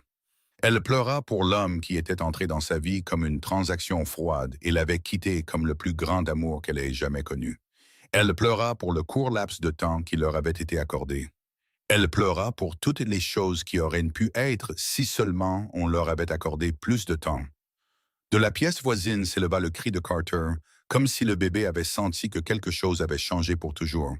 Puis vinrent les pas précipités de petits pieds, et Mila apparut dans l'embrasure de la porte, les yeux encore lourds de sommeil. « Maman, pourquoi pleures-tu » demanda la petite fille, la voix pleine d'inquiétude. Puis elle regarda vers le lit, regarda Ashton, et bien qu'elle n'eût que 7 ans, elle comprit. « Papa Ashton est parti, n'est-ce pas, maman ?» Sa voix tremblait. « Il est allé là où est papa James, n'est-ce pas? »« Oui, ma chérie. » Leah ouvrit les bras et Mila s'y jeta. « Il est parti. » Elles pleurèrent ensemble dans la lumière de l'aube, pleurant pour l'homme qui était parti, pleurant pour l'amour qui avait à peine commencé et avait déjà été déchiré. Ashton Mercer est mort dans les bras de la famille qu'il n'avait jamais cru avoir. Mais les ténèbres n'avaient pas relâché ceux qu'il laissait derrière lui. Preston Mercer était toujours là, attendant dans l'ombre avec des plans inachevés. Une semaine après les funérailles d'Ashton, alors que Leah était encore noyée dans le chagrin et essayait de reconstruire une vie pour ses deux enfants, Preston Mercer est apparu comme un fantôme du passé. Il est arrivé avec une équipe d'avocats coûteux, son beau visage de garçon riche toujours aussi soigné. Mais le calcul froid dans ses yeux n'avait pas changé, même après son arrestation et sa libération sous caution en attendant son procès. Il a intenté un procès, affirmant que le testament d'Ashton était un faux. Il a accusé Leah d'être une fraudeuse, une femme qui avait séduit son frère alors que l'homme était gravement malade et n'avait plus toute sa tête. Il a demandé la garde de Carter, son seul neveu biologique, arguant que Leah était inapte à être mère et n'avait pas les moyens financiers d'élever l'héritier de l'Empire Mercer. Leah était assise dans la salle de conférence du cabinet d'avocats. Clement Voss, l'avocat en qui Ashton avait confiance depuis des années, était assis à côté d'elle avec une pile imposante de dossiers étalés devant lui. Elle ne tremblait pas. Elle n'avait pas peur. Elle ne ressentait qu'une fureur froide bouillonnant dans sa poitrine, le genre de fureur qu'elle avait appris à maîtriser au cours des longs mois passés à vivre dans le monde d'Ashton. Il a enlevé ma fille. Sa voix était si calme que c'en était presque effrayant. Il a presque tué Ashton avant l'heure. Et maintenant, il veut prendre mon fils aussi. Clement Voss sourit, un sourire confiant d'un homme qui savait qu'il tenait la main gagnante. Ashton savait que Preston ne lâcherait pas. Il a tout préparé. Et il l'avait vraiment fait. C'était le dernier cadeau qu'Ashton avait laissé à Leah, l'arme finale qu'il avait forgée dans les derniers jours de sa vie, quand son corps n'avait plus de force, mais que son esprit restait vif. D'abord, il y avait une vidéo enregistrée dans son bureau en présence de 3 avocats indépendants et d'un notaire. Dans l'enregistrement, Ashton lisait son testament de sa propre voix, confirmant que Leah Sinclair Mercer était sa seule héritière légale et la fiduciaire désignée pour gérer le patrimoine jusqu'à la majorité de Carter. Il déclarait que Preston Mercer était déchu de tous ses droits de succession pour avoir trahi la famille et conspiré pour vendre l'Empire à ses ennemis. Ensuite, il y avait des piles de documents rassemblés par le réseau d'Ashton pendant de nombreux mois. Il prouvait que Preston avait signé un accord secret avec la famille Castellano pour vendre la totalité de sa part de l'Empire Mercer dès la mort d'Ashton. Les preuves montraient que Preston avait déjà accepté 4 millions de dollars pour effacer ses dettes de jeu en échange de tout livrer à l'ennemi. Et surtout, il y avait la preuve que Preston avait ordonné l'enlèvement de Mila, y compris des messages, des appels téléphoniques enregistrés et le témoignage des 2 hommes de main qui avaient été arrêtés. Des hommes maintenant prêts à trahir leur employeur en échange de peines plus légères. Lors de l'audience, Preston était assis à la table de la défense, son visage devenant plus pâle à chaque nouvelle preuve présentée. La vidéo d'Ashton a été diffusée dans la salle d'audience. La voix profonde et stable de l'homme mort résonnait comme si le jugement lui-même parlait d'outre-tombe. Les documents détaillant l'accord avec les Castellano ont été projetés sur le grand écran. Le témoignage des hommes de main a été lu à haute voix devant le tribunal. Les avocats de Preston ont tenté de riposter, offrant de minces arguments selon lesquels Ashton n'était pas sain d'esprit lorsqu'il a fait le testament. Mais la vidéo a détruit cette affirmation. Chaque mot prononcé par Ashton était clair. Chaque décision avait été prise avec soin. La juge était une femme d'âge mûr aux cheveux argentés et aux yeux vifs. Une femme qui avait vu trop de batailles et d'héritage au cours de sa carrière. Elle a regardé Preston avec un dégoût non dissimulé. Monsieur Preston Mercer, sa voix a porté dans la salle d'audience silencieuse.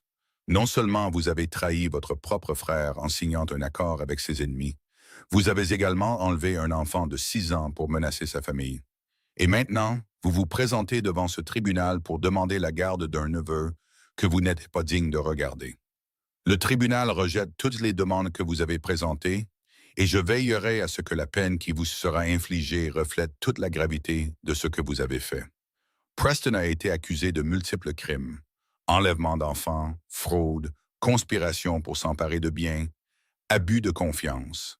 Le procès pénal a eu lieu quelques mois plus tard et Preston Mercer a été condamné. Il a disparu dans le système judiciaire comme un dernier fantôme enfin chassé du monde des vivants. Leah est sortie du palais de justice sous l'éclat doré du soleil de l'après-midi. Reed attendait dehors avec Mila lui tenant la main, tandis que Carter dormait paisiblement dans les bras de la nounou, ne sachant rien de la bataille qui venait de se terminer. Leah a levé les yeux vers le ciel bleu clair, a pris une profonde inspiration et a senti le poids de la victoire s'installer sur ses épaules. J'ai gagné, Ashton, murmura-t-elle, son regard tourné vers le haut comme s'il regardait de quelque part au-dessus. J'ai protégé notre famille. Elle était entrée dans ce monde comme une femme désespérée, prête à vendre son âme pour sauver sa fille.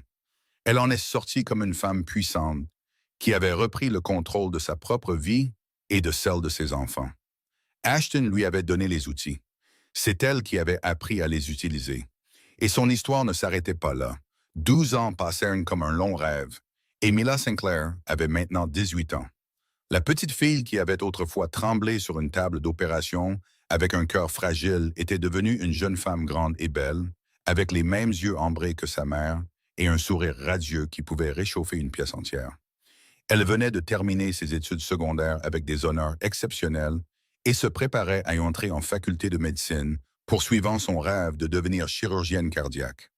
Quand on lui demandait pourquoi elle avait choisi cette voie, elle souriait toujours et disait qu'un médecin lui avait sauvé la vie quand elle avait 6 ans et qu'elle voulait faire de même pour d'autres enfants. Dans le petit portefeuille de Mila, il y avait toujours une vieille photographie légèrement froissée et jaunie par le temps. Sur la photo, Ashton la tenait dans ses bras quand elle n'avait que 6 ans et tous deux riaient. Un rare moment capturé par Reed alors que personne ne savait qu'il le prenait. C'était la photographie la plus précieuse qu'elle possédait. Carter Mercer avait 12 ans et le garçon était le portrait craché de son père. Cheveux sombres, yeux gris profonds et un calme bien au-delà de son âge. Il savait qu'un jour il hériterait de la société Mercer et il apprenait déjà à devenir digne de cette responsabilité. Chaque année, le jour de son anniversaire, Carter recevait une lettre de son père. Les lettres qu'Ashton avait écrites dans les derniers jours de sa vie, y mettant tout ce qu'il voulait que son fils sache, mais qu'il n'aurait jamais la chance de dire en personne. Cette année, la 12e lettre a été ouverte avec des mains qui tremblaient légèrement d'émotion. « Mon fils », avait écrit Ashton d'une écriture claire et forte. La vraie force n'est pas de faire peur aux autres.